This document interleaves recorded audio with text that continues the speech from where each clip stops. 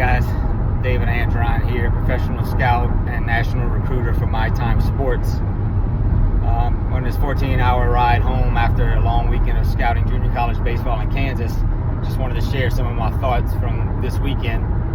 I witnessed a pretty talented junior college team get swept in 4 games by a team that wasn't quite as talented. The team that was more talented, played passive. They played not to lose instead of playing to win. When you do that, you end up finding ways to lose instead of finding ways to win. I always ask my players and ask everybody that I scout, how many people want to win every game they play, or how many of you want to play college baseball? Of course, everybody's answer is me. I do. They all raise their hand. Well, the way I was brought up is you don't always get what you want. I want a Lamborghini. I want to win the lottery. You just don't get everything you want. And if you play like you want to win, you're not always going to get that. As a player and a coach, I always needed to win. I hated to lose. When you're hungry, you're going to go out and you're going to find something to eat. When you're thirsty, you're going to go out and you're going to find something to drink. When you need to win as bad as you need to eat and drink, you learn to find a way to win. You find a way to get things done in clutch situations. You find a way not to strike out with runners on third base or in scoring position.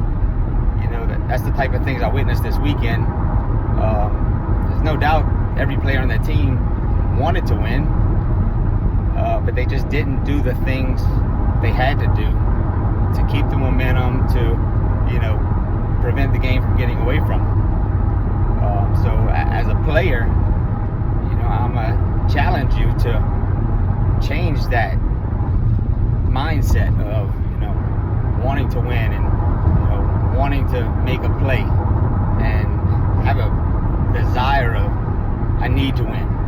I need to make this play for my team. I need to put the ball in play with runners in scoring position. That's what gets you to the next level.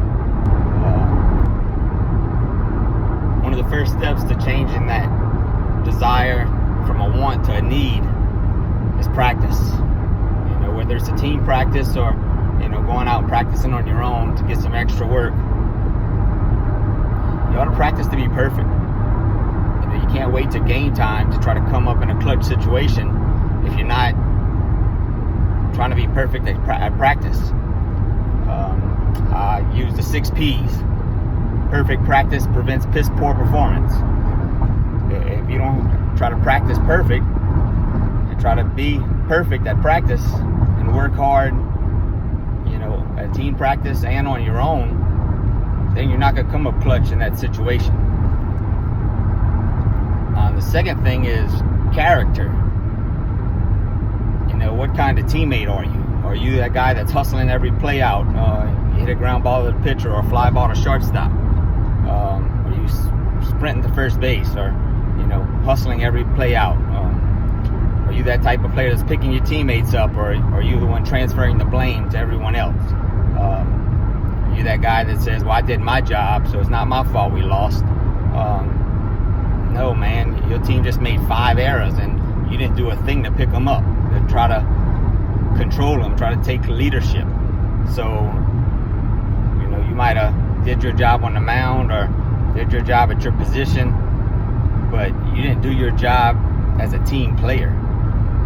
It takes a lot more than just talent and, pitching and catching and throwing and running and hitting to be a good teammate and to build that desire to need to win and to make your team play above the level that they're capable of playing. Again, this weekend I witnessed a talented team, play below their level. So, the guys that play above their level, they're the ones that are going to make things happen. They're the ones that go on a run in the playoffs and, make things happen because they find a way. That's what I challenge you. I challenge you to go out and find a way to get things done. Become that person that has that desire that they need to win. They need to be the best player on the field. I ask my teams that I used to coach, who's the best player on the field? And they'll start looking around and trying to think maybe who has the best batting average, or who has the, most home runs, or who has the most strikeouts. Now, the answer to that question is I am. If your coach asks you who's the best player on your team, no matter what your batting average is, you believe you're the best player. And if you believe you're the best player, and your teammate believes he's the best player, and that's the other player, different position, believes they're the best player, and all of you go out there and play with that confidence, you're going to find ways to win. You're going to believe in each other. You're going to believe in yourself. You're going to have that confidence, that drive to get over that hump. The final thing I want to leave you with is always bring positive energy with you to the field. Whether it's practice or games, positive energy goes a long way. If you show up negative, with a bad attitude, bad things are going to happen. And baseball can be a frustrating sport. It's a long season of ups and downs. It's the only sport where you can fail 7 out of 10 times and still be successful. But it's how you handle those 7 failures. Is it 7 tough outs, or is it 7 give me outs? Are you pouting about it? Or are you just saying, hey, he got me on a good pitch this time, I'm going to get him next time? Be positive. It gets frustrating. We ask you to take a round bat and a round ball, and we want you to hit it square. It's not easy to do.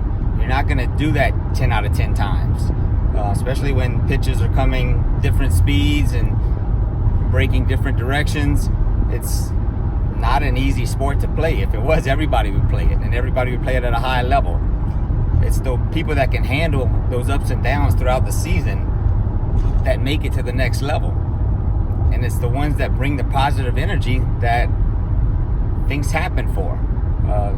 You can go to one game and you'll have 4 at-bats where you take 4 beautiful swings and hit the ball square right on the button, and go 0 for 4 with line drives right to people, or deep fly balls right at people. And then there's days that you're going to be fooled on a changeup or a curveball low in the dirt and throw your hands at it, and the ball's going to sneak through the infield for a base hit. That's just the way the game's played. But I promise you, when you're being positive and just enjoying the game and having fun and bringing positive energy to your team, your teammates, a lot more good things happen for you. Okay, Barry Bonds said it best, that you'll never enjoy success unless you can forget your failures. The quicker you can forget your failures in baseball, the better you're going to be. If you can forget about the strikeout and, tip your hat to the pitcher and say, hey man, that's a great pitch, you got me on that one, but I'm coming back up next time and it's going to be on. It's going to be a battle again. Stay positive about it. Don't go in the dugout and throw your helmet and pout. You make an error, just say, hey man, I made an error. The best players in Major League Baseball make errors, but they forget about it quickly and go and make the next play. They want the next ball hit to them so they can make up for it. So I'm gonna leave you with this. The term carpe diem. Seize the day. Seize the moment. Don't think about the past. Don't think about the future. Just play for the day. Whether it's practice, games, every day you go to work hard and seize the moment. Take that information with you and ponder on it a little bit and try to see if you can change that mentality to the need to win and doing the things it takes to get to the next level and make your team better. Come up clutch in those situations. All right, it's David Andron out.